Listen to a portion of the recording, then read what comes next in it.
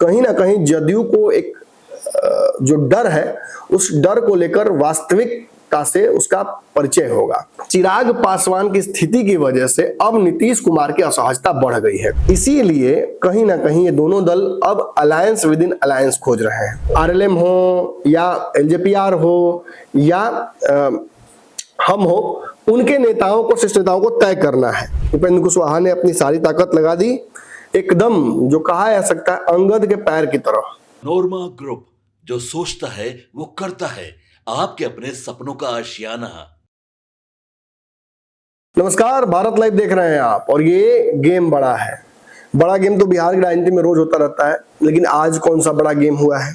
देखिए, आपको मैंने आज से 2 दिन पहले इसी खबर में ये बताया था कि देखिए, चिराग पासवान 16 तारीख को एक बैठक बुला रहे हैं, जिस बैठक में अपने सारे राष्ट्रीय जो कार्यकारिणी के अध्यक्ष के जो कार्यकर्ता हैं उनको, जो सदस्यगण हैं उनको, एमपीज और जो उनके बिहार के अलग अलग इकाइयों के अध्यक्ष हैं, मतलब पार्टी में जो भी नेता महत्वपूर्ण हैं या प्रभावी हैं, उन सब को बुलाया जा रहा है।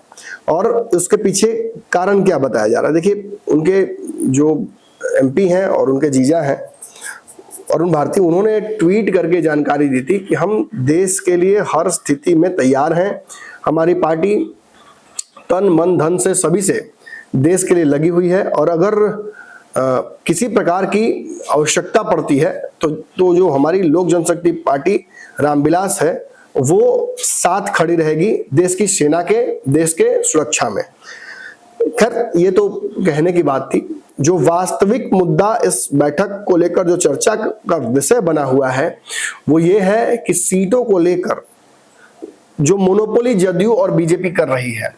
कभी जदयू के बारे में खबर आती है कि जदयू 140 सीट लड़ना चाहती है, कभी खबर आ रही है कि 120 121 से कम मानने के लिए तैयार नहीं है जदयू। फिर बीजेपी के बारे में भी खबर आ रही है कि बीजेपी इस बार ज्यादा सीटों पर लड़ना चाहती है, वो बड़े भाई की भूमिका चाहती है। ऐसे में देखिए, जदयू और भाजपा दोनों पीछे हटे ना हटे, दबाव तो बाकी दलों पर पड़ रहा है ना। और ये दबाव क्या पड़ रहा है? ये दबाव इस बात का पड़ रहा है कि बाकी भी जितने भी छोटे दल हैं वो किसी तरह से एडजस्ट करें। इस बार एडजस्ट कर लें, हर बार तो एडजस्ट करना ही पड़ता है। महागठबंधन में जितने छोटे दल हैं सभी को एडजस्ट करना पड़ रहा है। तो क्या इस एडजस्टमेंट पॉलिटिक्स के साथ लोजपा, हम और आरएलएम है?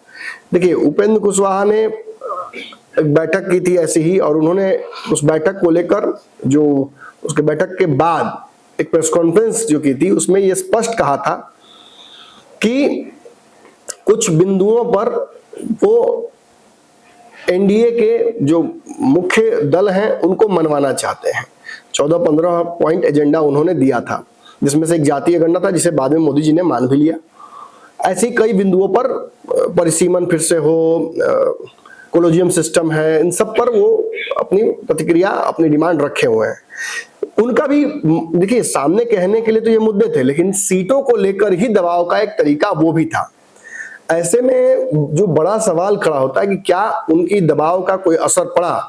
तो एनडीए में टस से मस कोई नहीं हुआ। उपेंद्र कुशवाहा ने अपनी सारी ताकत लगा दी, एकदम जो कहा जा सकता है अंगद के पैर की तरह।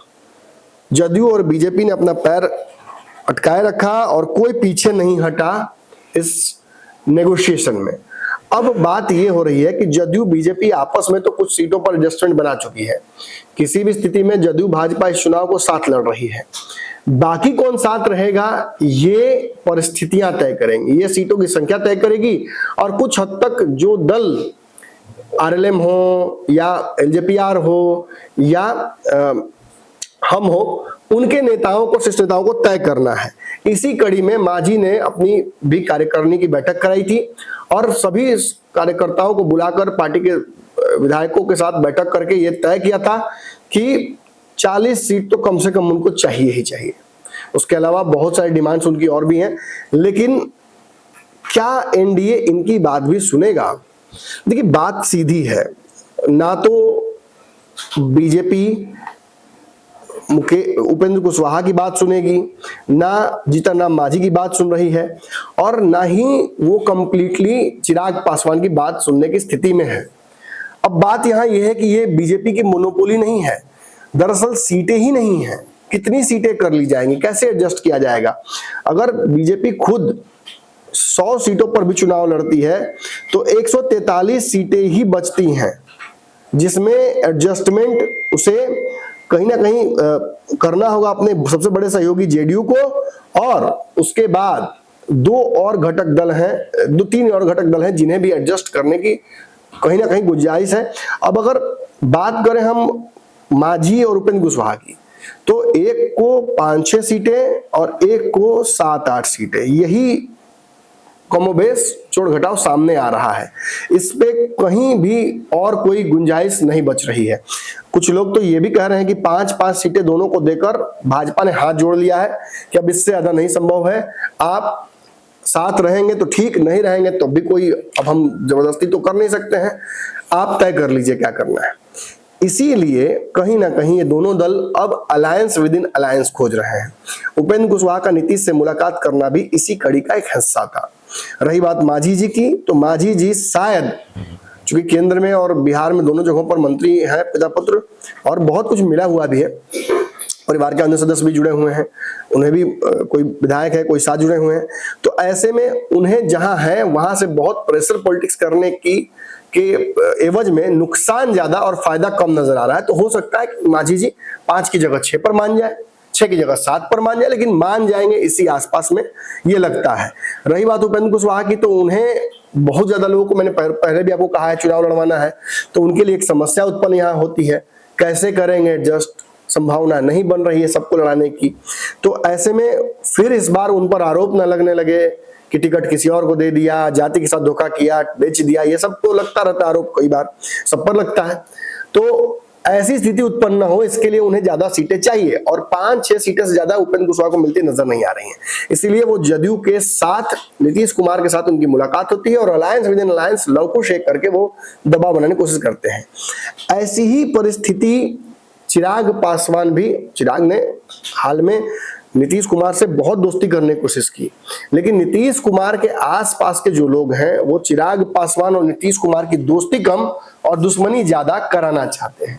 फॉर इंस्टांस, मैंने आपको कल भी एक एग्जांपल दिया था कि जब बैठक हुई नीतीश कुमार और उनके घटक दलों की और उनके पार्टी के नेताओं की, तो पहले दिन ये डिस्कशन, जिसमें जदयू की केवल बैठक थी, उसमें ये डिस्कशन हुआ कि हम अपनी सीटों की संख्या से कॉम्प्रोमाइज नहीं करेंगे, हमें, ये हमारी समस्या नहीं है कि भाजपा एलजेपीआर को, हमको और आरएलएम को कितनी सीटें कहां से लाकर देती है, हम जितना पढ़ रहे थे उतना ही पढ़ लड़ेंगे। नीतीश कुमार की तरफ से ये बात स्पष्ट कह दी थी।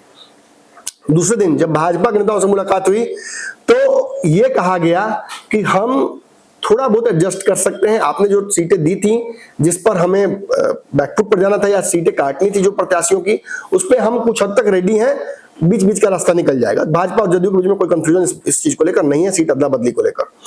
अब वो सुलझ चुका है मामला, तो पेंच फंसा कहां? तीसरे दिन जब बैठक हुई तो उसमें मांझी, चिराग पासवान और उपेंद्र कुशवाहा की भी मौजूदगी थी।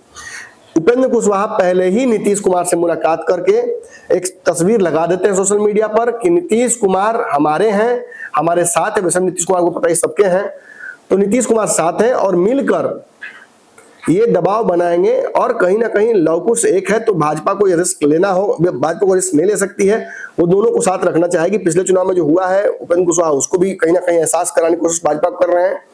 तो अब नीतीश कुमार को दिखाकर भाजपा पर दबाव बनाने की कोशिश उपेंद्र कुशवाहा कर रहे हैं। लेकिन उस बैठक के दौरान, जिसमें भाजपा और जदयू की बैठक हुई थी, उसमें नीतीश कुमार ने एक सवाल पूछा था भाजपा के बिहार के नेताओं से। तो किससे पूछा होगा आप समझ ही सकते हैं।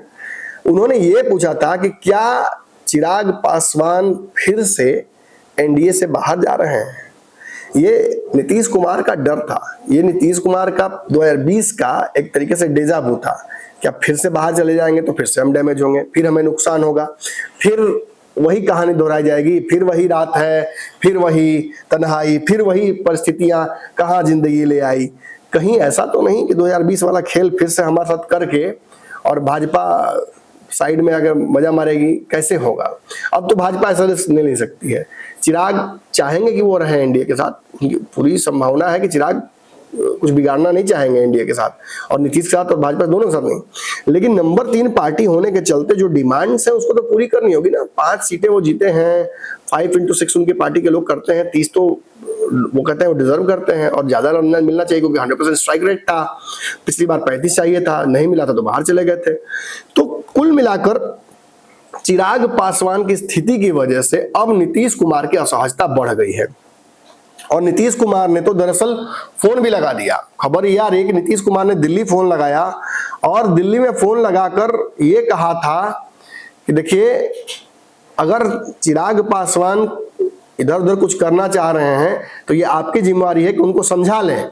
इसके बाद मैं आपको एक बहुत अंदर की खबर भी देता हूं कि चिराग पासवान की पार्टी के एक नेता से जदयू के एक नेता ने मुलाकात भी की। मैं दोनों का नाम नहीं बताऊंगा, और दोनों ने बातचीत करके रिजॉल्व करने की कोशिश की कि जदयू से जो ग्रजेस है, जदयू से जो एक्सपेक्टेशन है चिराग पासवान को, जो सीटें छोड़ने के लिए जदयू को कह रही है चिराग पासवान की पार्टी, वो हमसे ना कहकर आप बीजेपी से कहिए, बीजेपी कोशिश करे, बीजेपी नेगोशिएट करे, क्योंकि बीजेपी ने पहले ही हमें कई सीटों पर पीछे हटने के लिए कह दिया है। तो हो सकता है कि जो सीटें आप एक्सपेक्ट कर रहे हो वो ऑलरेडी हम बीजेपी के साथ नेगोशिएट कर रहे हो, तो आप वहां बात पहले कीजिए। यानी जदयू नेता ने लोजपा के नेता से कहा कि आप भाजपा से बात कीजिए और वहां जाकर आप पहले नेगोशिएट कीजिए, फिर हम लोग बैठेंगे और बातचीत करेंगे। उसके बाद तीसरे दिन सबकी मुलाकात होती है एक साथ, फिर चौथे दिन भी एक बैठक होती है। तो तीसरे दिन वाली बैठक कहीं ना कहीं फिर महत्वपूर्ण हो जाती है एनडीए के भविष्य के लिए। चिराग पासवान इसमें भी शामिल नहीं थे। चिराग पासवान सीधा 16 तारीख को आएंगे, ऐसी संभावनाएं बन रही हैं, और 16 तारीख को जब चिराग आएंगे तो ये भी खबर आ रही है कि संगठन के सभी लोगों के समक्ष ये प्रस्ताव रखा जाएगा कि हम कितनी सीटों पर कम से कम चुनाव और ज्यादा से ज्यादा कितनी सीटों पर लड़ने की तैयारी हमारी है। यानी कोई अनाउंसमेंट नहीं करेंगे चिराग पासवान, जहां तक मुझे लगता है, लेकिन इतना जरूर है कि अंदर की खबरें लीक होंगी, और जो खबरें लीक होंगी उस आधार पर ये एक आंकड़ा हमारे पास आ जाएगा कि अपर लिमिट चिराग पासवान कितना लड़ना चाहते हैं। मतलब 120, 30, 40 पिछली बार से ज्यादा, या 130 तक लड़ेंगे, या 243 की उम्मीद है उनको प्रत्याशी खोजेंगे, या वो कम से कम 30, 35 या उससे भी कम पर एडजस्ट कर लेंगे। ये एक उस बैठक के बाद रास्ता निकलता नजर आ रहा है। कम से कम सार्वजनिक तौर पर तो नहीं, लेकिन अंदर अंदर की खबरें तो दौड़ने लगेंगी मीडिया के सुर्खियों में। और उसके बाद कहीं ना कहीं जदयू को एक जो डर है, उस डर को लेकर वास्तविकता से उसका परिचय होगा। यानी एनडीए को ये पता चल जाएगा, बीजेपी को और जदयू को ये पता चल जाएगा कि कितना पर चिराग पासवान को मनाया जा सकता है, और नहीं मानेंगे तो क्या मैक्सिमम डैमेज कर सकते हैं। ऐसी स्थिति में एक बेहतर कहीं ना कहीं परिस्थिति में होगी बीजेपी और जदयू कि वो चिराग से फिर नेगोशिएट उस आधार पर करे। लेकिन इस बीच नीतीश कुमार इतने पिछले 2020 के चुनाव के चिराग के जो रवैया था उसकी वजह से डरे हुए हैं कि उन्होंने दिल्ली फोन लगाकर ये जो बात की, उसके बाद संजय झा पटना पहुंचे, संजय झा नीतीश कुमार से मिले, और उन्होंने ये एहसास कराने की कोशिश की कि एनडीए एकजुट है, भाजपा के कंट्रोल में सारी परिस्थितियां हैं, चिराग बाहर नहीं जाएंगे या कोई भी दल एनडीए से बाहर नहीं जाएगा, हम एकजुट होकर ही चुनाव लड़ेंगे, और चिराग कम से कम 2020 वाली परिस्थिति आपको फिर से डैमेज करने की नहीं करेंगे कोशिश, ये भाजपा कह रही है, भाजपा मैनेज कर लेगी। तो बेसिकली मैं ये कहना चाह रहा हूं कि चिराग पासवान को मनाना या चिराग पासवान के एग्रेसिव नेचर को, सीएम की कुर्सी तक डिमांड जो कर रहे हैं वो, उसको कंट्रोल करने के लिए जदयू ने एक तरीके से आग्रह कहिए या दबाव कहिए बना दिया है बीजेपी पर, और अब बीजेपी को फैसला लेना है कि चिराग पासवान को कैसे नेगोशिएट करेगी। इसी कड़ी में आपने देखा था कि बीजेपी के एक नेता की मुलाकात चिराग पासवान से हुई थी, प्रभारी की, और जब जब चिराग पासवान बीजेपी से नेगोशिएट करते हैं तो वो अपनी बात मनवाने में कितना सफल होते हैं वो कालांतर में आप देख सकते हैं। तो ऐसे में जदयू ने, जो मैंने पहले भी आप लोगों को पंचनामा में कहा था कि ये जदयू की जिम्मेवारी हो जाएगी कि वो भाजपा को ये कहे कि अरे भाई रखो ना चिराग को साथ में, एडजस्ट करो ना, मांग है तो दे दो ना, दे दो, एडजस्ट करो, कहीं से कहीं रास्ता निकालो। और इसी कड़ी में यही होता नजर आ रहा है। घूम फिर कर दुनिया कितनी गोल है आप समझिए, जो चीजें मैंने उस समय कही थी वही घूम फिर के अब हो रहा है। बीजेपी को चिराग पासवान को रोकना, समझाना, मनाना, ये कितना भारी पड़ने वाला है, ये आने वाले वक्त में समझ में आएगा। कितना का खर्चा, कितना का नुकसान होगा, बीजेपी को कितनी सीटें चिराग ले पाएंगे, ये 16 की बैठक के बाद धीरे धीरे आप मोशन में देखिएगा। मैंने ये खबर आप लोगों को इसलिए पहले दे दी क्योंकि आपकी जिम्मेवारी अब है कि जब 16 तारीख से ये चीजें मूवमेंट में आएंगी और अलग अलग सोर्सेज से आपको खबरें मिलेंगी तो आप कमेंट सेक्शन में आके मेरा भी हौसला अफजाई कीजिएगा।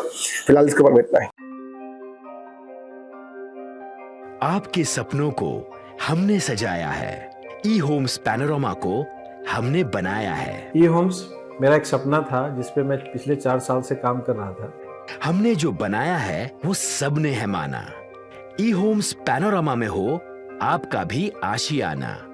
और फाइनली हमने 2021 में इस प्रोजेक्ट को लॉन्च किया। बहुत लोग अप्रिशिएट कर रहे हैं कि पूर्णिया जैसे शहर में, बिहार के, एक तो बिहार की बात करें उसमें भी पूर्णिया जैसे छोटे जगह में इस तरह का लाइफस्टाइल देना, ये सुन के हम लोगों को बहुत अच्छा लगता है।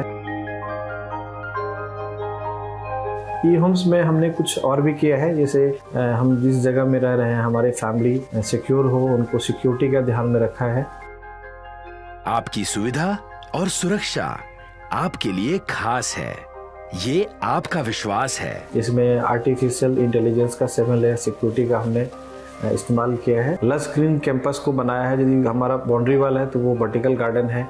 ये जितनी भी फैसिलिटी होता है एक इंटरनेशनल टाउनशिप में ई होम्स है, ये हम लोग विश्वास नहीं कर पा रहे हैं। जो भी हमारे मित्र दोस्त या जो भी हमारे बाहर के बाहर आते हैं तो हम लोगों को बहुत अच्छा सुनने को मिलता है और बहुत अच्छा क्रेडिट मिल रहा है। वो सारा हमने सिर्फ एक बिल्डिंग नहीं बनाया, हमें एक बहुत अच्छा लाइफस्टाइल दिया ई होम्स में, और मेरा एक सपना था जिसको मैं आज फुलफिल होते हुए देख पा रहा हूँ।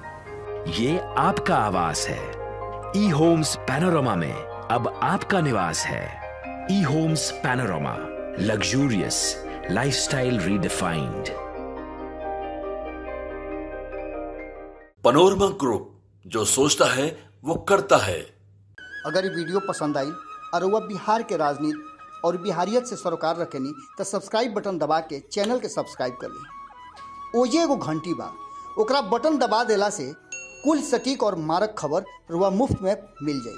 अगर रुआ पत्रकारिता के हमनी के नया प्रयोग में सहयोग कर चाहतानी तो ज्वाइन बटन दबा दी। पेटीएम नंबर नोट कर ली 9386816700।